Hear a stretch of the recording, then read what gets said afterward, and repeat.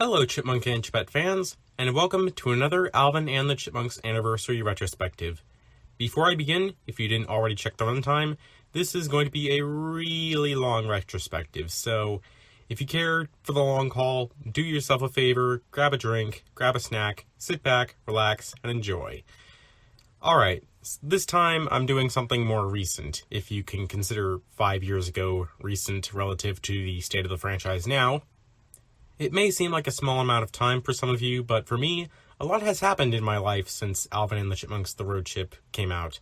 I graduated high school, I went through community college, I'm now attending a university, and I've watched my youngest brother grow up a lot since he wasn't even a year old when this movie came out. And that's not even to mention how far I've come in the Chipmunk fandom. I wasn't even part of any online community at the time, so I had hardly anyone to share my freshest opinions of this film with. I guess what I'm trying to say is, times really have changed, not just for the entire world now, finishing off 2020, the year that this has been, not just for me and surely a lot of other people who have reached big milestones, but for this entire franchise. More time has passed between Road Chip and now than between Chipwrecked and Road Chip. And that passage of time is one of the many indications that it's extremely doubtful we'll get another film following this incarnation of the characters. Heck, back when Chipwrecked came out, there was no guarantee that we would ever get a fourth film. And do not use that as ammo to say that it leaves open the possibility of a fifth one. It's not about the amount of time between sequels. In this case, it's about when the last chance was for this series to be relevant compared to when it started. But now it's not anymore. We should be grateful that the film series lasted 8 years because even that was pushing it. Simply put, Hollywood and, more to the point, the audience at large, keywords being at large, weren't likely to keep investing money into this film series any longer than several years, let alone indefinitely. By the way, I disabled comments on my video about how there's not going to be an Alvin and the Chipmunks 5, but prior to that, I got a lot of them saying that I'm only saying that because I'm not a true fan. The thing is, I would not have made that video, my Squeakquel retrospective, or this one for that matter, if I wasn't a true fan. These films may not have been my first exposure to the Chipmunks in general, but they are the versions I most identified Alvin and the Chipmunks with as a kid.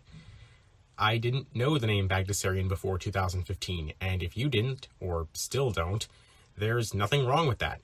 In truth, I was like some of you guys. For a while after Road Trip, I also clung on to hope that there would be a fifth one before joining the online fandom. These films are how I got introduced to Alvin and the Chipmunks lore. It wasn't until Road Trip and the CGI series were announced that I got interested enough to look into the history of the franchise, and having done my research over more than 5 years now, I grew to like the source material that movie lore came from.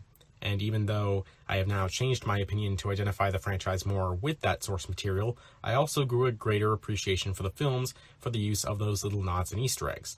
This may be news to those of you who didn't watch my comic elaboration, but the moment in this film when Theodore lets a monkey out of a cage was inspired by a similar moment in the 1960s Alvin Dell comic. And for those of you who haven't seen the Chipmunk Adventure, or know about Miss Miller, you may be surprised that the role of Miss Price has precedent in that film.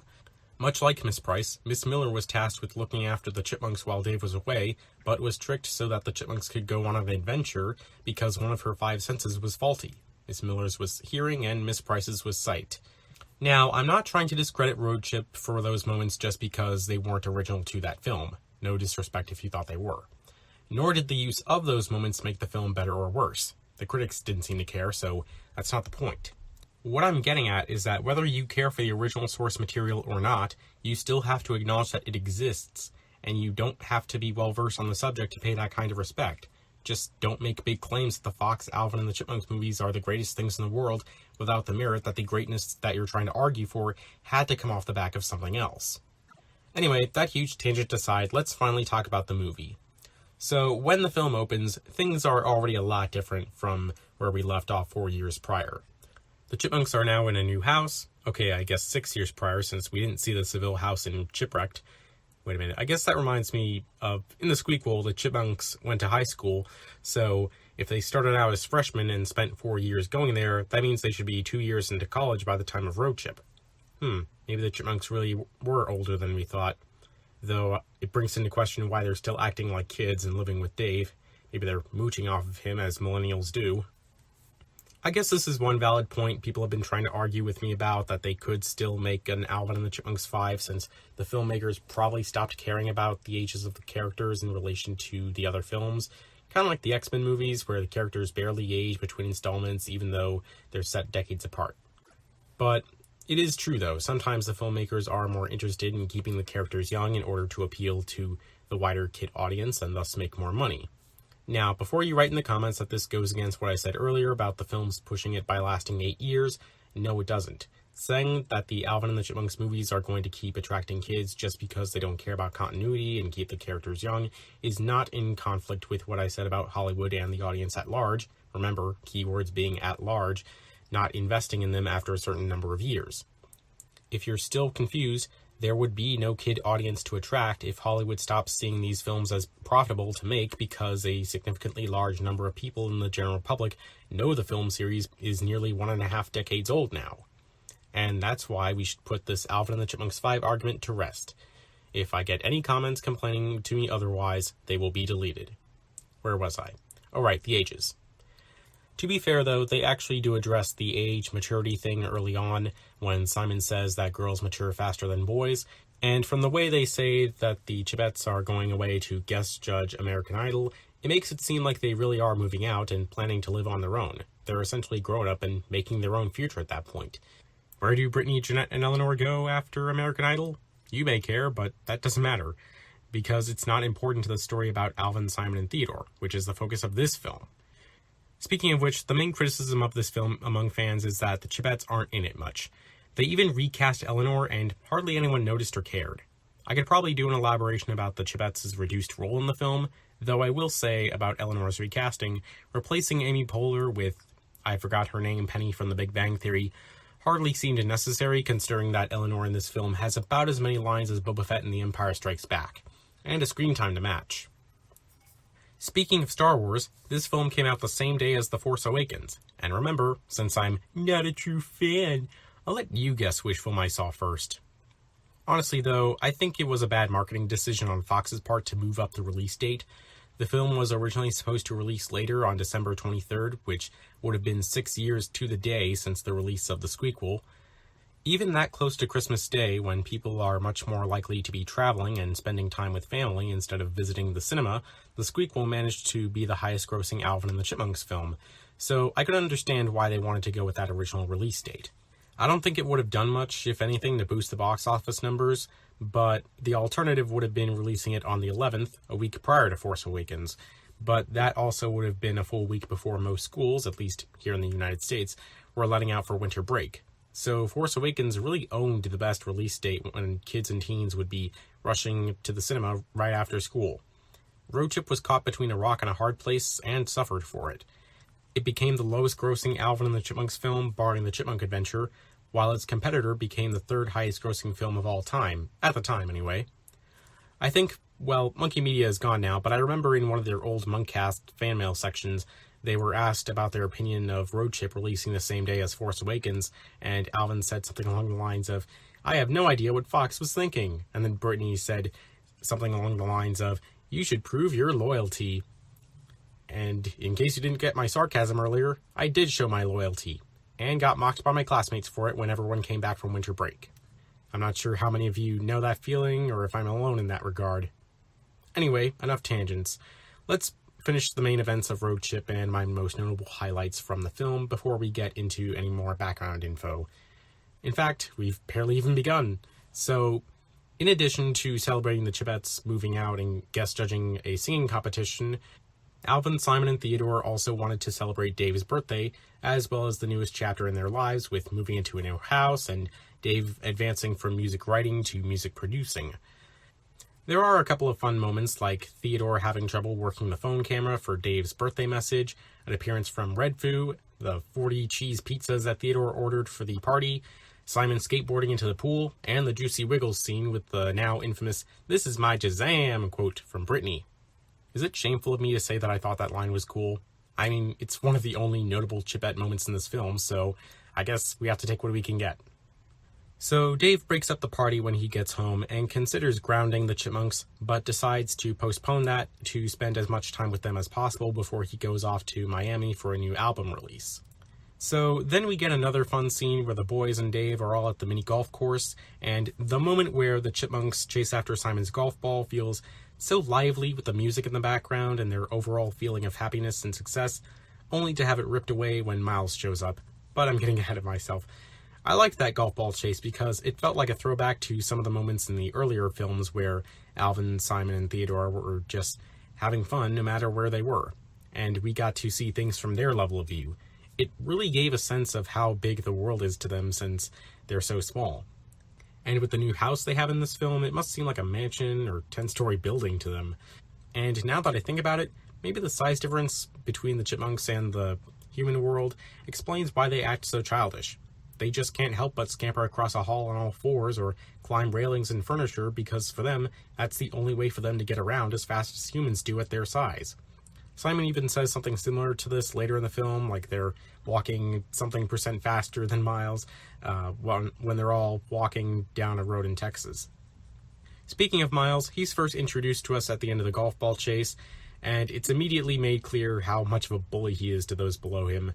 He just throws the golf ball into the river and then leaves Theodore hanging by the hood of his sweatshirt on a windmill. And then we get the reveal, for anyone who didn't already see the trailers, that Miles is the son of Dave's new girlfriend, Samantha. I said back in my Alvin and the Chipmunks 5 video that the actor who played Miles hardly seemed like the teenager he was playing, and yeah, a lot of times movies and shows will use actors who are slightly older than the character they portray. But with Miles, the actor, Josh Green, was probably around the same age I am now, if not a little older, when they were filming the movie, and there were some shots where you could see his 5 o'clock shadow. To be fair, they never actually specify how old Miles is, although he would have to be less than 21 because he wasn't initially supposed to be at the bar later in the movie, but I'm getting ahead of myself. Again. Maybe they all really are past high school age, in which case this movie, from the perspective of its target demographic, did an okay job passing off these characters as kids. As far as most in the audience were concerned, Alvin, Simon, and Theodore were at the same age or younger in chipmunk years as Miles, who is generally assumed to be a high schooler. A few other moments that I want to mention about the mini golf course scene. When Simon uses Samantha's stethoscope, he says that his heart rate is 400 beats per minute, which is accurate for a rodent of his size. But for a human who's normally supposed to have a heart rate of 70 to 80 beats per minute, it is possible to achieve a heart rate beyond that, but only for a short period of time. During the montage of the chipmunks getting bullied by Miles, he sells Theodore for $20 to the chubby kid from It, and then of course there's the moment where Theodore sings Baby Got Back, which is just why. They advertised it several times in the trailers and TV spots, and the actual moments in the film is barely any longer than that, but still, it's just so bizarre. Afterwards, we're introduced to Bella Thorne's character, Ashley Gray, who seemed like she was being hyped up for the movie in the promotional material, but ultimately didn't serve much of a purpose other than being a love interest for Miles, which really didn't seem necessary. This same issue was present in the sequel, where Toby had a crush on the Chipmunks' music teacher, who he went to high school with, and this is one of the few flaws that I've recognized with the writing of these films as I've gotten older. They make things pretty elaborate with all sorts of subplots, but they aren't paid off in any way that connects back to the main plot. So finally, the main premise of the film starts to kick in when the Chipmunks notice that Dave brought home a bag with a diamond ring in it, so they assume Dave is going to propose marriage to Samantha, and they realize that would make them family with Miles as well. Then the goal becomes get the ring, stop the proposal, and keep Miles out of the family at all cost. Unlike the Miles and Ashley romance plot, one thing that is set up and paid off is when Simon uses the stethoscope from earlier to crack open Dave's safe and to look for the engagement ring, which is another fun heist moment in these films. The next morning, the Chipmunks are fearful about being left alone with Miles, and Simon even says that Miles would superglue them together.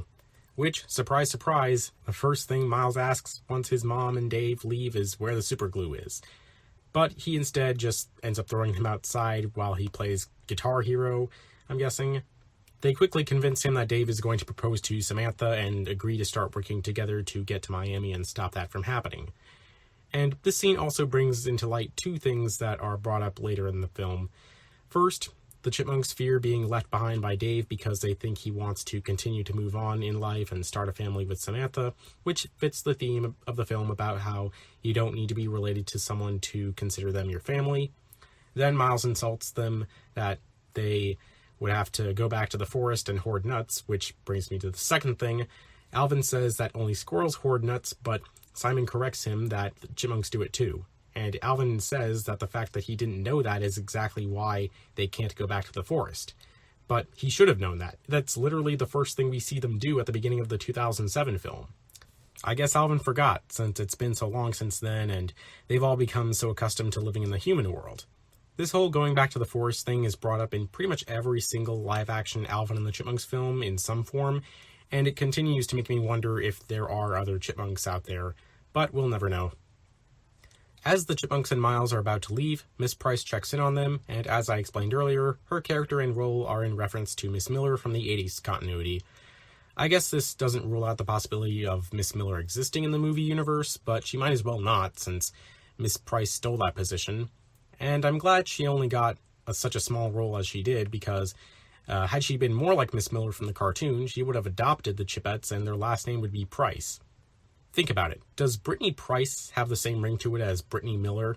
Thankfully, the Chipettes and Miss Price don't interact in the film once. And I guess it brings into question if the Chipettes ever had last names in the movie universe, but that's another thing I'll bring up later.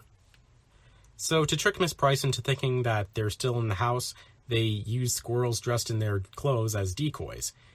And this was one of those messed up moments that a classmate of mine teased me about, that Alvin essentially drugged squirrels with peanuts dipped in cough syrup, but that's not as messed up as things get. By the way, if you zoom in on the box of plush toys in that scene, you can see that it says Alvin and the Chipmunks the Squeakquel on it. This was probably a prop error nobody cared about, or it means that the Chipmunks in the movie universe were so famous that they got their own movie and at least one Squeakquel. I wonder what those movies would have been about, and who played the Chipmunks and Chipettes. Did they have to use CGI or other chipmunk actors if more chipmunks exist in the movie universe? Or did the Chipmunks and Chipettes have to play themselves? Okay, moving on. Next scene is the airport, and as Alvin is going through the luggage scanner, we get something that I love to nitpick about: biology. We see his skeleton and his skull and lower jaw are all one piece. I mean, I guess this is a kid's movie, so they couldn't make the skeleton look scary, realistic like the chipmunks themselves look from the outside, which is another thing I'll get back to later, trust me. There's also a Chucky reference in this scene, which I like to think means that the Bagdasarians are fans of those movies, since it was also referenced in the first episode of the 2015 series a few months prior. But by far, the airport scene has the worst moment in the film. Simon pees and poops down the leg of Miles's pants in fear of being scanned during the body search. Considering how this film feels a bit more competent with most of its jokes than the 3 films before it, this moment felt jarringly bad. When they finally get on the plane, we're introduced to the film's main villain, an air marshal named James Suggs, played by none other than Forky from Toy Story 4, Tony Hale. And I'm not sure exactly, but I think during the production of this film, he was given the name Benson Freeman. I remember seeing that on Wikipedia for the longest time until like a week before the release of the film. I don't know why there would have been a need to hide his real name, but this happens with character names in movie productions all the time. When Alvin is eating in first class, he's sitting next to movie director John Waters, who says that he coincidentally was on a flight next to the Chipettes recently, which is kind of a running joke in this film that the Chipettes are now more famous than the Chipmunks. But what's more bizarre than that coincidence is the fact that Alvin says that he's seen Pink Flamingos, a film that John Waters directed, and I had never really cared to look into before now, so when I looked up a Wikipedia synopsis for it after rewatching the film for this retrospective, well, I regret looking it up.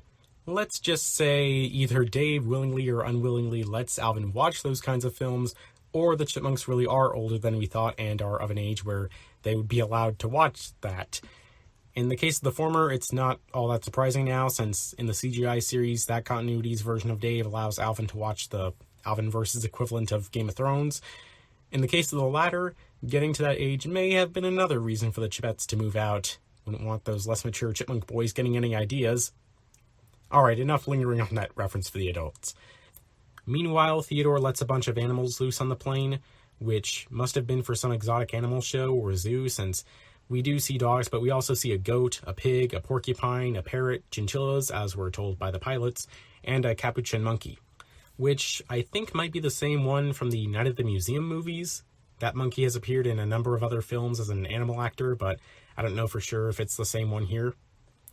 So the plane is forced to make an emergency landing deep in the heart of Texas, which is where I live. So, cool.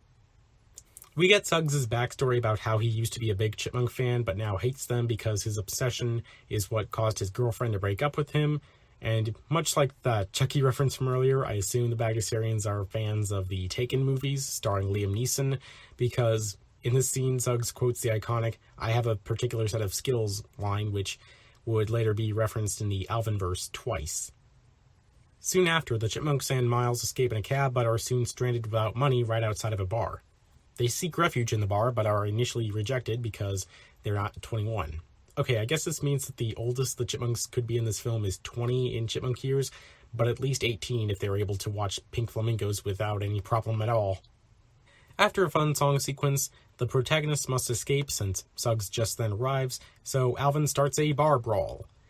The others make it to the cab that Suggs had used to get there, while Alvin fights Agent Suggs in one of the most BA moments in all 4 movies.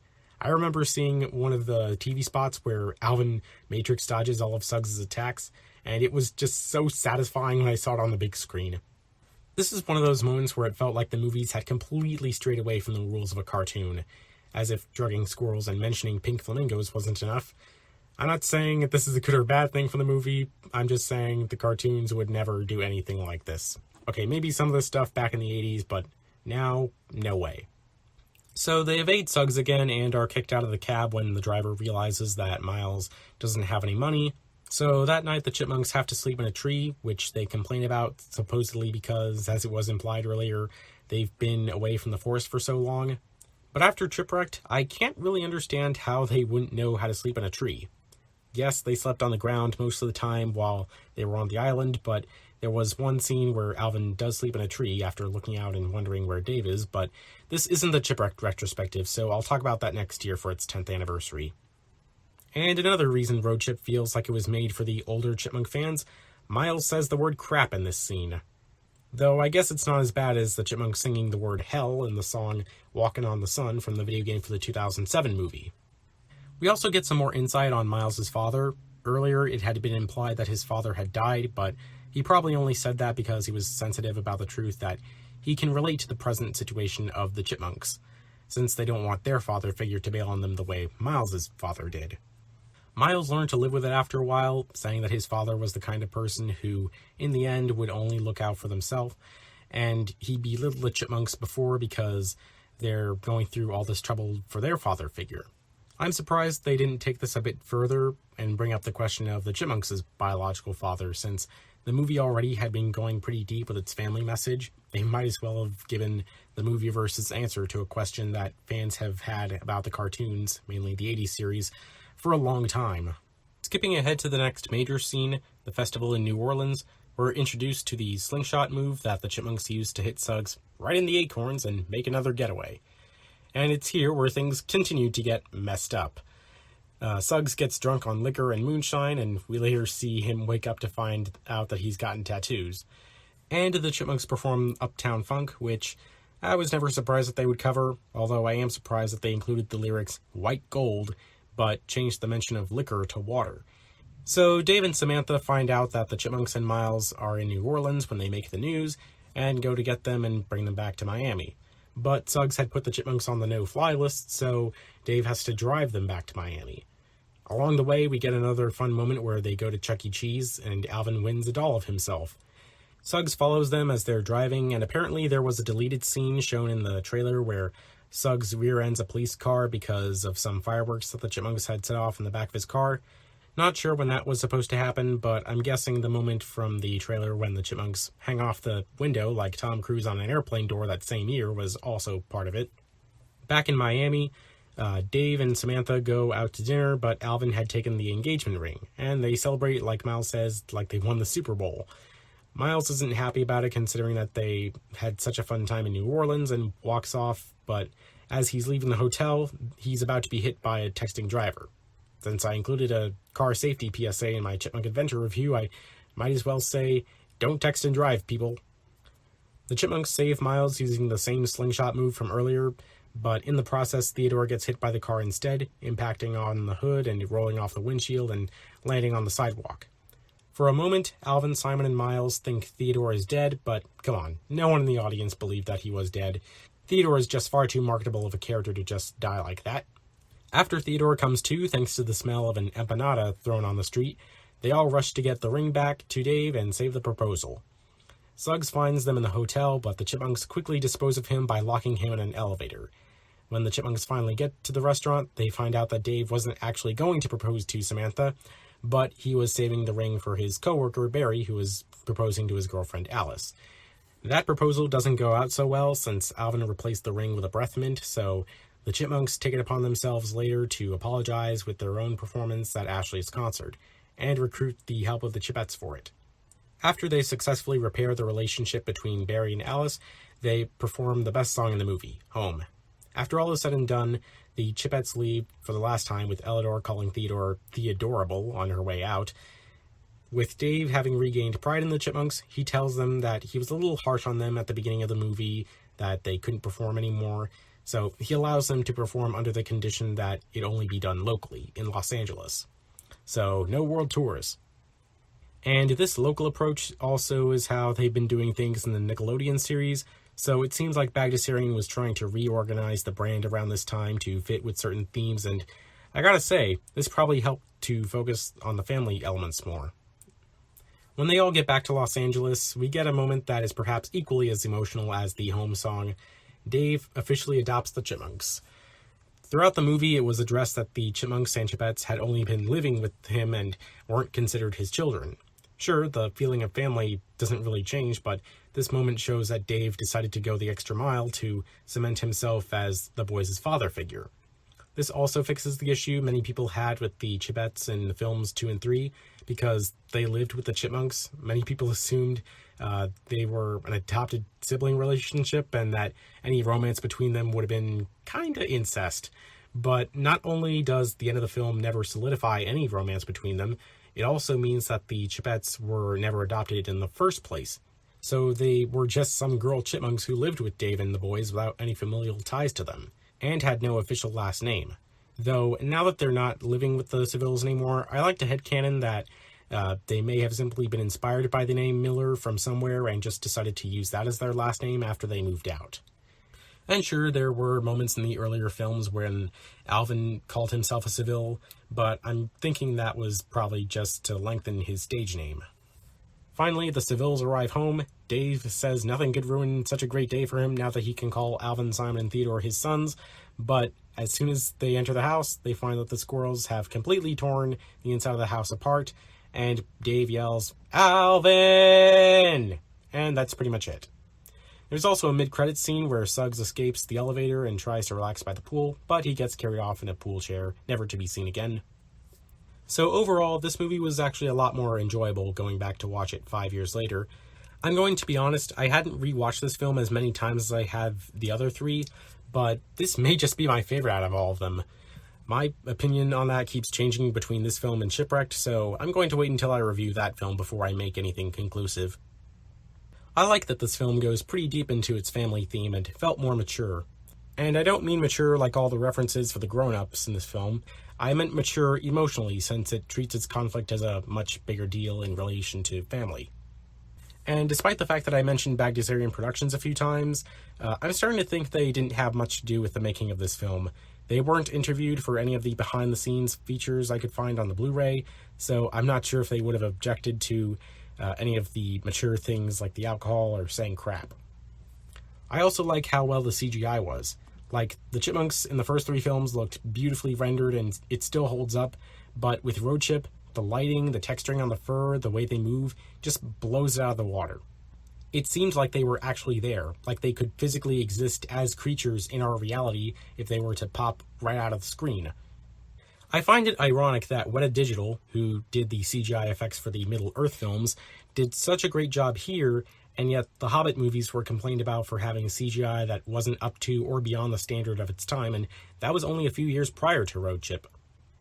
Really, I don't know what else to say about Road Chip other than it brings out the best of the live-action Chipmunks. It still has some of the problems that bring the films down, but they just didn't bother me as much fourth time around. The villain was maybe a little too over the top and crazy, but it's really hard to say whether he's any better or worse than Ian Hawke, which maybe I could do a video about if you guys are interested. And at the risk of angering the Star Wars fanbase, I thought Alvin and the Chipmunks The Road Chip was better than Force Awakens. Or the two films after it. I don't know. I haven't seen Rise of Skywalker, and I never will. I had a much better time in the theater watching Road Chip than I did Force Awakens. Certainly, I can see why there's been a vocal minority of fans who want a fifth Alvin and the Chipmunks film, and though logically impossible, I can fantasize if it were to happen, I would want it to be made by most of the same people who worked on this film. If a reboot comes around, I'll still always remember the 4-film saga that Road Chip capped off, even if said hypothetical reboot ends up being better. We'll just have to wait and see. As always, feel free to let me know in the comments your thoughts on Alvin and the Chipmunks The Road Chip. I got more content coming in the near future, so feel free to subscribe if you want to keep up with all my new elaborations, retrospectives, and other content relating to Alvin and the Chipmunks. I would also appreciate it if you were to leave a like and share this video as well. And if you want even more stuff like sneak peeks at upcoming videos, join my Discord server, which is linked in the description. With all that said, happy holidays, I hope you enjoyed, and thank you for your time.